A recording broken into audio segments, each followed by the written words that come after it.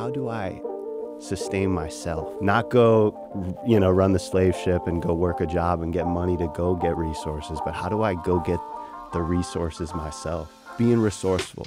Resourcefulness is the ultimate resource. Observation is half of gardening. And observation starts when you're out in the garden gardening. We don't need a tiller, we don't need a fan, we really don't. Like if you have a big space, maybe, but a shovel and like manpower can get a lot done.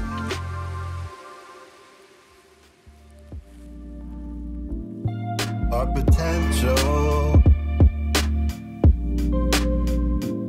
it's exponential.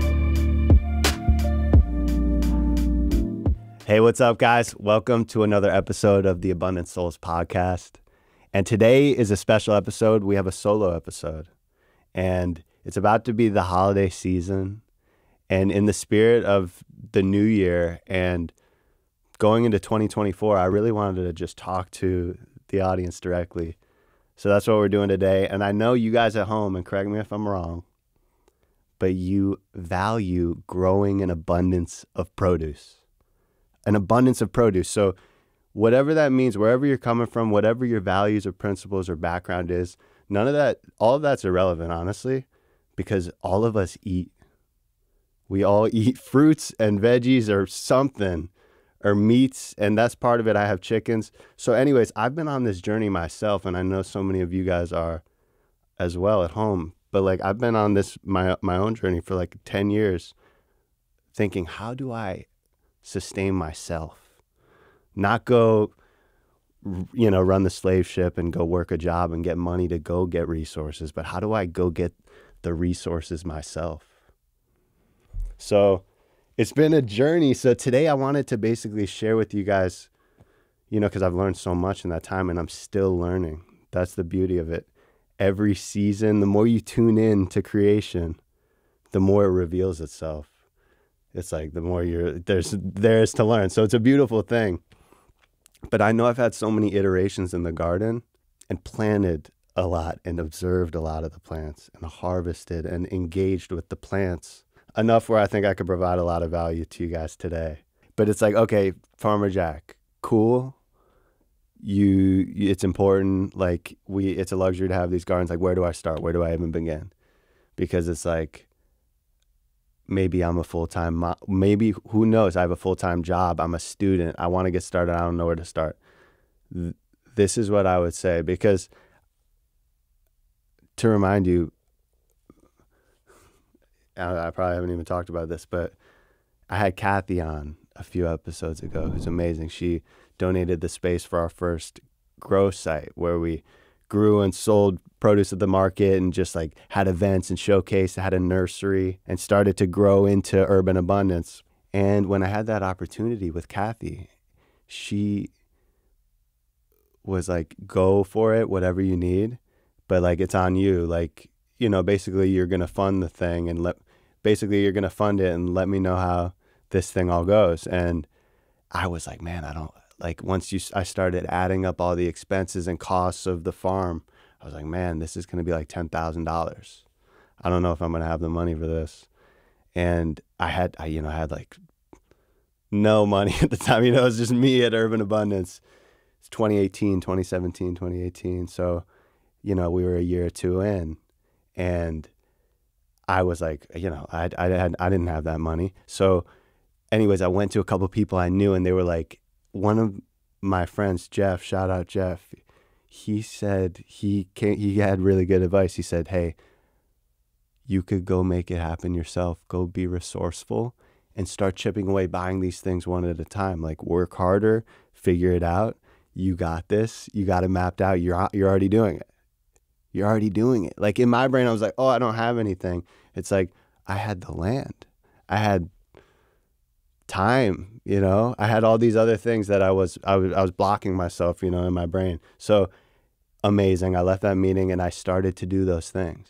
And it took a lot longer than expected. Maybe it took 9 months, where if I had money to go pay someone to do it, it would have taken a couple months, maybe. But I learned all those steps along the way too. Going and renting the sod cutter and taking the grass away, and then going and, having a volunteer day and having my friends, we all get after it and, buying wraps for everybody, $30, and we all just, did a bunch of awesome work around the farm. So being resourcefulness is the ultimate resource. And I heard that one time. I'm like, man, that's so true. That's the difference between people who make it happen and people who don't. Right? So I want to just give you guys that tip so we can make this garden happen this next year. So my point in that story, I didn't have everything I needed in the beginning, and that's okay. Like, as long as I had conviction and I knew where I needed to go. So starting to where, like, okay, where am I actually at and where do I need to go? So that brings me to the first piece of high-level advice I wanted to give you guys, which is the knowledge. We need to have it in order to make this garden a success. For example, if we have a whole garden of planted broccoli, for example, okay, when do we harvest? Where does the broccoli even form? Like, all these questions I get from new gardeners in the garden, like, that's a real thing. Like, they don't have the knowledge. The days to maturity. I was teaching my team about that this morning. The days to maturity, what's that? The DTM. That's how many days it is until it's ready to be picked. So my point is, if we don't know how to utilize these plants are useless. They're useless. We need the knowledge. So that's number one. So if you don't have the knowledge, that's okay. We can still get the knowledge. I have a belief that we can learn. Everything can be learned, right? It's not like, oh, we get out of school, the school system, we can never learn again. Like, that's insane. We're going to continue learning so we can learn how to farm. And I'm an example of it because I grew up in suburban culture. We didn't do any of this stuff. Run tractors and, work in the field and be handy in any of these things, work with plants. So I didn't know any of this stuff. And then I learned it through working with the land season after season. So it is possible to learn. So if you don't have the knowledge, it's okay. But what I would do is I would accelerate my learning by taking workshops, I went to this convergence this week and I learned so much still. Like, I'm like a professional at this, doing this every day, really helping people grow food, farming my land. And I learned all these new things from people doing amazing, growing grains that they're cooking up, people like really feeding themselves. So go to workshops, learn from people, join Facebook groups, read books. I read literally books, little handbooks on how to grow food, and you just start soaking it up every night, a different chapter on chickens, on turning over beds, how to grow strawberries, and then you just take it in. I would also, and YouTube's great too. Here we are today. I hope you guys are learning something on how to start your garden. But the key is really like, okay, where am I at on like my skills? And I really want to drive this home with you guys, like my knowledge. And like, if I don't have the knowledge, go get a mentor. And it's like, okay, where can I find a mentor? IG. Reach out to people. Who do I know in my town that's growing? Well, maybe my friend's mom who really knew how to grow. How does she do it? Like, just pick her brain. Like, stuff that's normal to her, that like she knows how to do, you have no idea about. And you want to pick up those things. Like, how does she do it every season? She's tuned into the seasons. That's the real secret. She's tuned into the season. So knowledge, get a mentor and reach out to people. And it's been said on so many of these other episodes, guys, that, yeah, Anthony from Growing Home, shout out Anthony, he said you find the people who are doing it and you go talk to them and you get mentors. He's a big proponent of it too, as am I. So you could do that virtually too. So mentorship is key, and getting the knowledge. And it's okay not having all the knowledge and still starting, like going and getting the seeds and planting and getting your feet wet, because we learn a lot along the way too. So don't be so hard on yourself too with the knowledge. There's thousands and thousands of Latin names of plants that I don't even know, that I will never know, and that's okay. But accelerate that learning curve. Go work for someone who's growing. Go work for a farm. Urban abundance. we hire people, they know in 1 or 2 seasons, they're like pro growers. They could go run grow operations, if they're paying attention. Apprenticing. That's another way to do it. I hope that resonates with you guys. Like really go seek it out. Make it your focus at night. There's a bunch of amazing YouTubers, David the Good, Curtis Stone, Epic Gardening. They're cool. They're just like real value. Urban Abundance. They're great. Shout outs. And yeah, so we have fun with it, but like learning, we're always learning. Like I'm learning from my friends. I go to their garden at the end of the day and they'll just show me new plants. Hey, look at this new plant. Watercress, Jack, start growing this. It's like, oh, cool. I remember growing. Always learning, always iterating. So we're always learning, but that's the key. The first thing you do, go get the knowledge. Step 2 for starting our farm. Okay, now we've thought it through. We have our help and support once we start our farm. We have our knowledge, our mentorship, our apprentice, our support system. Number 2, what's number 2? For me, it's okay, where am I starting? Where's the location? Maybe I have a dream of one day, okay, I want to have a 10-acre ranch with goats and the chickens and the whole deal and all of it, a homestead. Or maybe it is to just grow my herbs. I don't know what the end goal is, but we start somewhere. Whether, like, I started my business in an apartment. It was like we just had our little, I remember potting up tomatoes on our back porch, literally in gardens. 95 was like right there. And we're urban abundance, right? It's like right in the city center. That's the, yeah, I mean, that's our authentic self. That's where we started, but maybe that's you guys too. Maybe you're in a West Palm or you're in some city somewhere. Where are you starting? So where's your context? That's key. Maybe you have a yard that is being unused and you've been thinking about it since COVID started. Maybe we should tear it up. Okay, so now, once we know where we're going to grow this next season, right? Action, baby. That's step 2. It's like, all right, what land do we have? Let's get started. And really, the learning's going to begin when that happens. Yeah, in permaculture, Bill Mollison, the founder of permaculture, said that observation is half of gardening.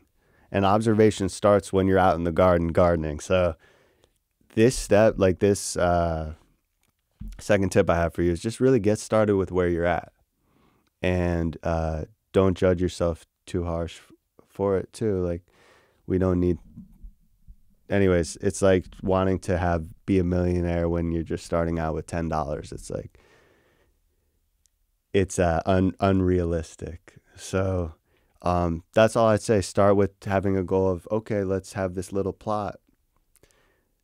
And if we can master our little plot, we can hopefully expand and start, growing more and more. So yeah, context, that's really key. And shout out Tiago with Syntropic Solutions. He was on the podcast and his whole workshop. I went to one of his workshops at my buddy Matt's, and the entire time he talked about context. We were like, hey, how do you do this? It was like a running joke. By the end of it, we're like, the answer is going to be context because it mattered. It's that important. So there was a 3-day workshop. The entire time he was like, context, man, which means, okay, what does that mean? Location, like what's the sunlight where I'm at? How much space do I have? How much space lets you know what you could grow? If you have a little yard, you could you can't really do 6 mango trees if you want to do a bunch of fruits. You have a little yard. One mango will take up the whole yard potentially. So what is your context, right? What is your context? So these are just little nuggets I'm giving you today, guys, but I want you guys to go deep into these, right? So, okay, knowledge. Okay, go find my mentors on YouTube. Go order my books. Go get that process started. Number 2 is like, all right, where am I located? Where can I grow? People are disinterested in nature, I would say, in society. They don't see opportunity with it. So we need to start saying, okay, where do I have space to grow food? If that makes sense. I don't know if this is making sense, but it's like when I drive around town, I'm like, where can we grow food? Where like in my on my street, in my yard, can I grow food? Because that's valuable to me, you know. Whereas other, like someone getting a piece of land who wants to manufacture something or just live who doesn't want to grow a badass garden in 2024. They might not care about the yard space and be focusing on that. Okay, where's good yard space? Where's good yard? It sounds crazy, but that's what people do. They come. I literally have people DMing me. It's like, is this good land? Is this good land? Like, it's really wild, yeah. And I think the answer is yes. Yes, wherever you start, you know, you find a 5-acre piece of land, cool. Like, even better. You have a head start. But if you have a 50-foot square plot in the heart of Jupiter, get it going. That could be a abundant paradise. It really could. People underestimate themselves. So let's get after it this season, guys. That's number 2 is action. I really want that from you guys. If you're listening to this podcast, I want to see action out there. And yeah, and we'll keep coming with more knowledge, with really more insights in the new year. I'm really excited. We have some really cool guests lined up. It's going to be amazing. I have one more piece, one more area of focus I want you guys to go with today before we end this. And I hope this has been valuable to you guys and just get you thinking differently about like what's possible, right, for us. So the third thing is resources. And we were alluding to it earlier. It's like, all right, where am I at? What do I have to start with? All these things.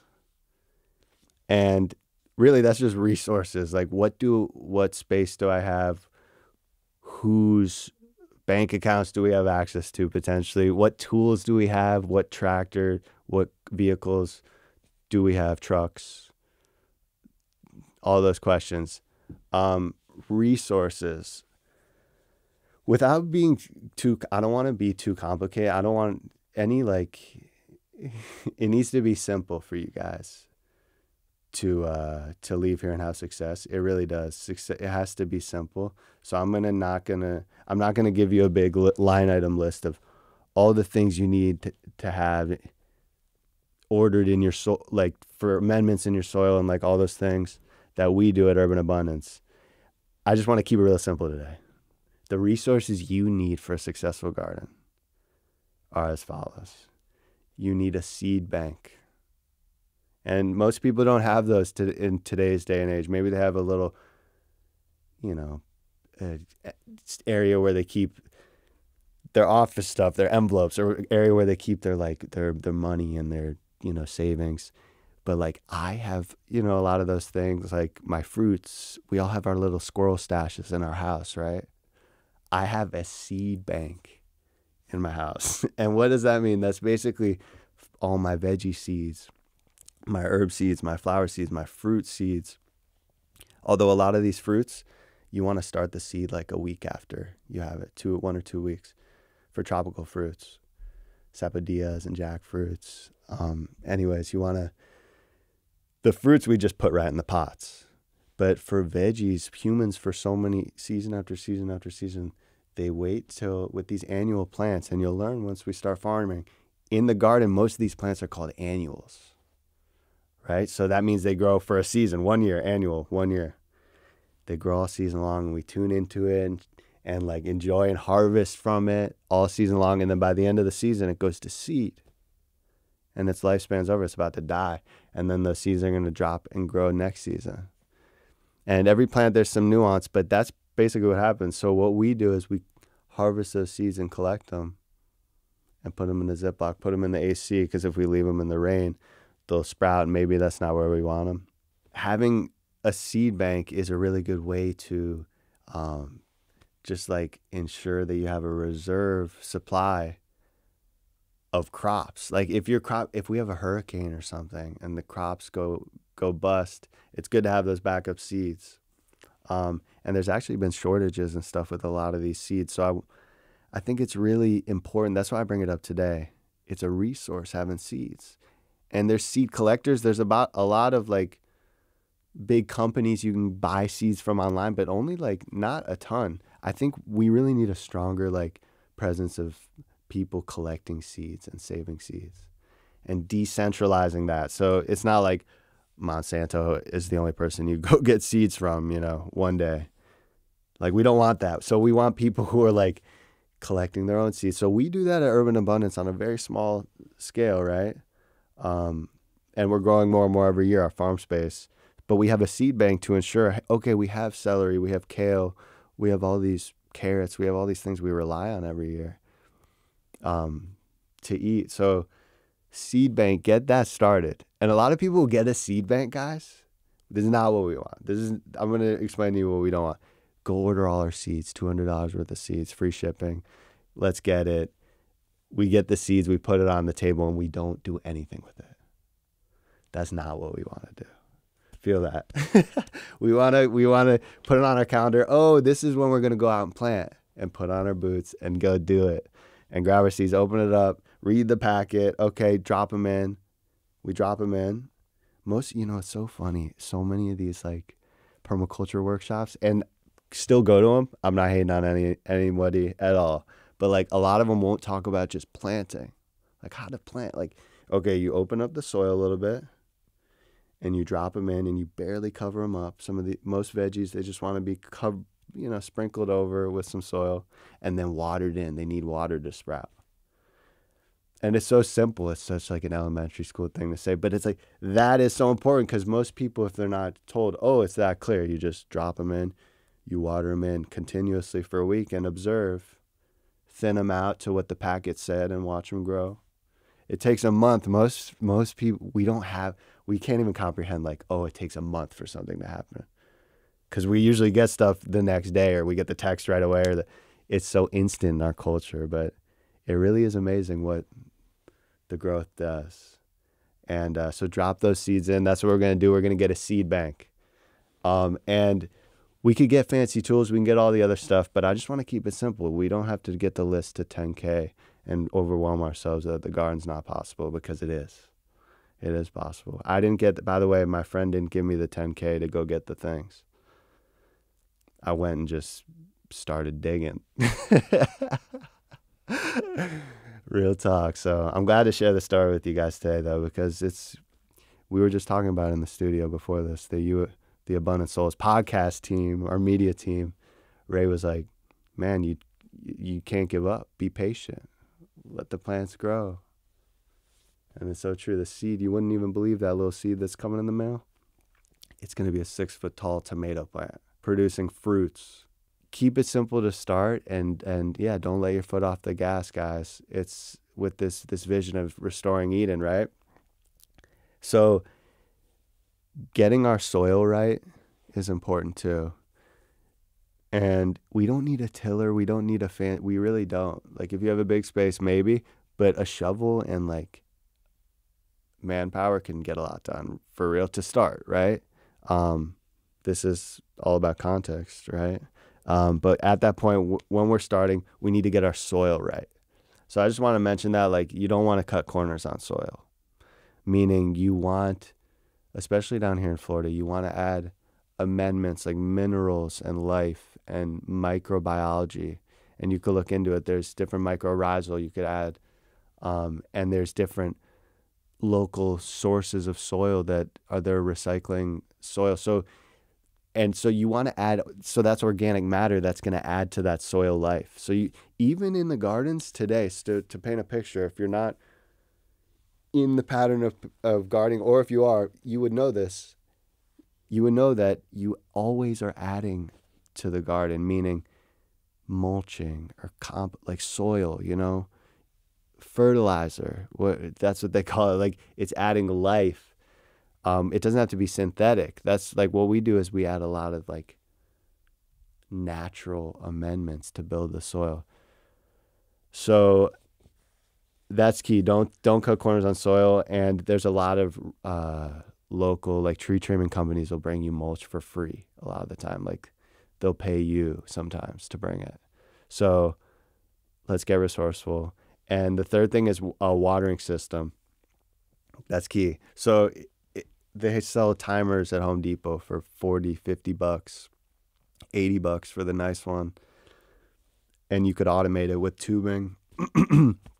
If you don't want it to be automated, I suggest it's automated because it makes it like where it's a system. And anyway, systems are harder to fail once they're implemented properly. So that's the reason why I like to automate them. If you want a watering can for $4 is perfect. You just spot water and you tune in, and it's really that simple. Like I want to just say seed bin, soil source. You can make your own soil mixes, and I could do a whole podcast on just that, our soil mix for our nursery. But you could look into videos with Elaine Ingham and a lot of these soil scientists. This is amazing frontier in microbiology that we are just tapping into this knowledge. So it's cool pioneers like Elaine Ingham, all these people, they'll teach you how to supercharge your soil. So that's key: seeds, soil, and water.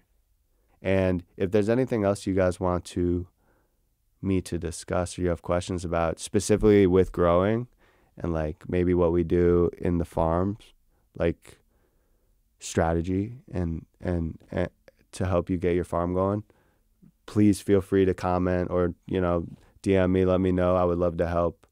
I'm stoked. I have goals for 2024 as well, expanding my farm and garden space. I hope you guys got some really good inspiration today and are shutting this down right now and liking the video and sharing it and subscribing, but and literally going to plant your garden and fire it up, because that's what I want from y'all. And to summarize, if you guys, we do appreciate you guys sharing and liking the video. That means a lot. The videos are starting to get more and more views, so we appreciate y'all. But if you want to just like the main takeaways from this video, y'all, it's like find the people doing it, find the people growing it, and get the knowledge from them. Books, mentors, jobs, apprentices, knowledge. Number 2 is, okay, what space can I go get and have to grow on? Whether it's rented or my space or someone else's space done, it means something to grow something, even if it's for a season. Where can I grow? What's my context? What's my location? So that's 2. And then number 3 is resources. Let me get my hands on a simple seed bank, make my own soil mix or source it locally, soil, and then watering system. How can I just like stay on track with watering? Because that's key. If it doesn't rain for 3 months, we got to keep these plants alive. So that's it for today, guys. Again, it's such an honor doing this, and I'm stoked for the new year and what's to come. And blessings and love to all of you. I hope you have happy holidays. We'll see you next time. We're in the garden. It's existential.